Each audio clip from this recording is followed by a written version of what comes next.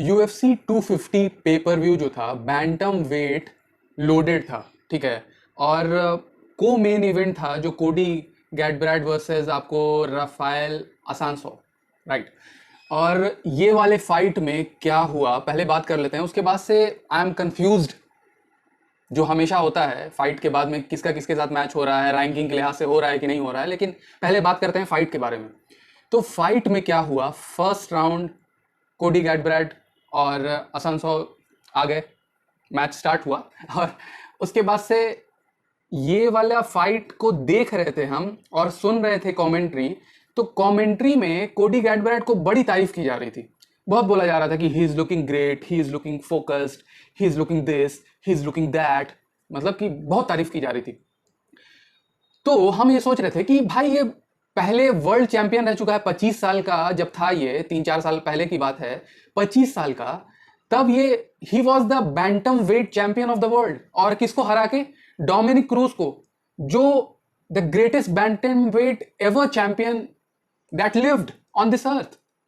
आप मेरे से मतलब अगर मतलब आपका मेरा बन नहीं रहा है तो सॉरी फॉर दैट।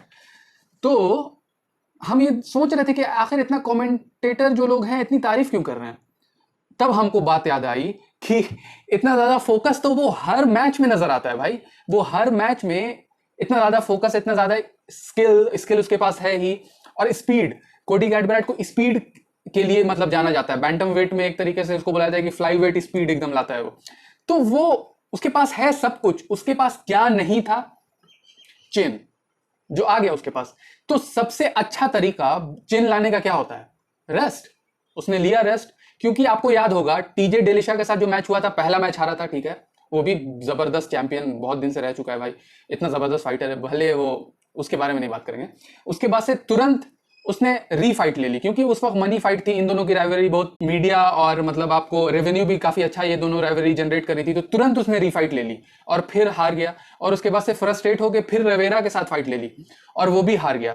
तो कोडी गैटब्रैड के साथ सिर्फ एक ही कमी थी कोडी गैटब्रैड में, कि वो जब उसको कोई मतलब एक तरीके से पंच करता है ना, तो ही जस्ट लाइक और फिर वो पंच मारना स्टार्ट कर देता है। और उसके बाद से वो भूल जाता है कि हाथ यहाँ होना चाहिए, डिफेंसिव स्किल पे ध्यान देना चाहिए, वो ये सब भूल जाता है। लेकिन अभी इसमें थोड़ा चेंज आया, थोड़ा पेशेंस उसने दिखाया और उसने बोला कि इट्स लाइक फादर बनने के बाद और उसके बाद से चैंपियनशिप हारने के बाद ये सब काफी ज्यादा इफेक्ट मतलब कि मेरे फाइट गेम पे आया है, इस वजह से मैं थोड़ा अभी पेशेंट हूं और हमको फिर अभी चैंपियनशिप मतलब हमको फिर गेन करना है। तो डायरेक्ट उसने बोल दिया प्रेस कॉन्फ्रेंस में फाइट के बाद कि it's like I want to fight Petr यान।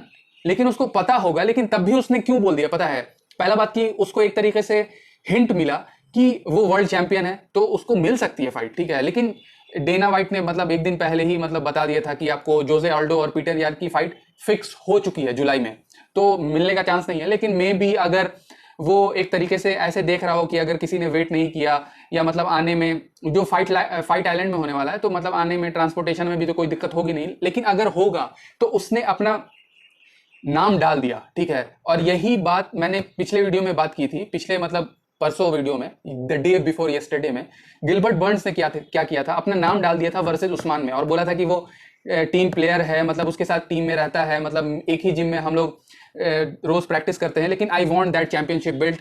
मतलब कि उसने उत्सुकता दिखाई थी, मतलब उसने फाइट करने की, आई एम हेयर। तो यही बात कोडी ने किया है, तो उसको फायदा मिल सकता है। और एक दूसरी हिंट उसको इस तरीके से मिला कि उसने देखा कि नंबर 1 कंटेंडर जो मैच है, जो अल्जमीन स्टर्लिंग और कोरी सैंडहैगन के बीच में हुआ था, वो को मेन इवेंट नहीं है, मेन इवेंट वो है। तो ये भी एक तरीके से उसको हिंट मिला। और सबसे लास्ट में जो सबसे अमेजिंग चीज हुई, वो बात करते हैं फाइट में आखिर फाइट गई कैसे। Kicks, only kicks. कोडी गैटब्रैड ने एक तरीके से राफेल ओसांसो का किक्स मार मार के काफ किक्स, खास करके एकदम लो काफ किक्स, काफी जबरदस्त किकिंग गेम दिखाया। मैंने किक्स बहुत बार बोल दिया, लेकिन ज्यादा अगर आप देखिएगा ना वो फाइट, तो आपको ऐसा लगेगा कि ओसांसो कुछ कर नहीं रहा है, थोड़ा सा डिफेंसिव एंड हेड मूवमेंट है और उसके बाद से एक दो पंचेस, लेकिन कोई मूवमेंट उसको कोई फाइट में ऐसा नहीं है कि कोई ऐसा लगा कि इट्स लाइक कोडी इन ट्रबल। लेकिन असंसो का लेग वाज लाइक डिस्ट्रॉयड और उसके बाद से सेकेंड राउंड में भी उसी तरीके से चल रहा था, आपको 60-40 टाइप से कोडी ही आगे था। और बजर जीता या कोडी जीता ये हमको नहीं पता, लेकिन दिस इज द केओ ऑफ दिस ईयर। अभी तो 6 ही महीना गुजरा भी नहीं है, लेकिन दिस इज द केओ। लेकिन क्योंकि मतलब ऐसा लग रहा था ना ये वाला केओ देख के कि कोडी एक तरीके से प्रैक्टिस कर रहा था और उसने सोच लिया था, जैसे वो एक तरीके से बुलडॉग टाइप से वो सोच लेता है ना कि मतलब अब हम मारेंगे तो मारेंगे भले कुछ हो जाए, ठीक है। तो हमको ऐसा कुछ टेक्निकल नहीं लगा, टेक्निकल था भाई टेक्निकल, लेकिन हमको ऐसा बहुत ज्यादा टेक्निकल नहीं लगा। मतलब he just dug under and haymaker उसने मार दिया। मतलब क्या पता दूसरे शहर से उसका हाथ आ रहा था और इट्स लाइक एकदम ऑन द चिन। मतलब पंच वाज परफेक्ट।